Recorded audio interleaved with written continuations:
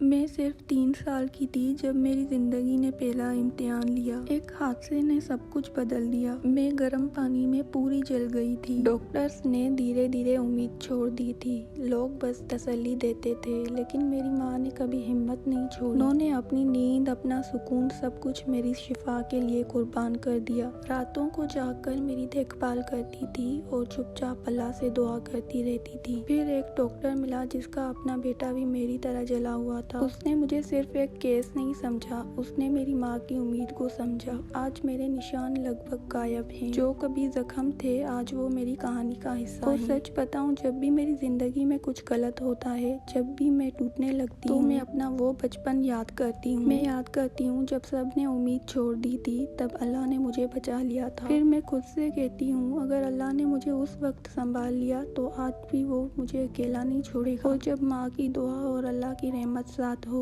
تو انسان کبھی تنہا نہیں ہوتا۔ میری زندگی کا ہر مشکل دن مجھے صرف ایک بات یاد دلاتا ہے، اللہ کا فیصلہ ہمیشہ بہتر ہوتا ہے۔ اور جب ماں کی دعا اور اللہ کی رحمت ساتھ ہو تو انسان کبھی تنہا نہیں ہوتا۔ کبھی کبھی میں سوچتی ہوں، اگر اس وقت اللہ نے مجھے نہ بچایا ہوتا تو شاید آج میں یہاں نہ ہوتی۔ پھر دل خود ہی کہہ دیتا ہے، اللہ کسی کو بے وجہ نہیں بچاتا، ہر زندگی کا ایک مقصد ہوتا ہے۔ مجھے نہیں پتا میرا مقصد کیا ہے، لیکن اتنا ضرور پتا ہے کہ اللہ نے مجھے دوسری زندگی دی ہے۔ اس لیے اب میں ہر چھوٹی چیز پر شکر کرتی ہوں، سانس لینے پر بھی، ماں کی مسکراہٹ پر بھی، اور ان دنوں پر بھی جو آسان نہیں ہوتے۔ کبھی کبھی مشکل دن آتے ہیں اور دل گھبرا جاتا ہے، لیکن پھر یاد آتا ہے جس رب نے اتنے گرم پانی سے مجھے بچایا وہ آج بھی میرے ساتھ ہے۔ دعا شاید اتنا جلدی قبول نہ ہو، لیکن اللہ سنتا ضرور ہے۔ اور مجھے لگتا ہے زندگی بس اتنی سی ہے، تھوڑا صبر، تھوڑا شکر اور بہت سا اللہ پر یقین۔ کبھی کبھی میں چپ ہو کر بس آسمان کو دیکھتی ہوں اور سوچتی ہوں، اللہ نے مجھے کتنی دفعہ نرم طریقے سے سنبھالا ہے۔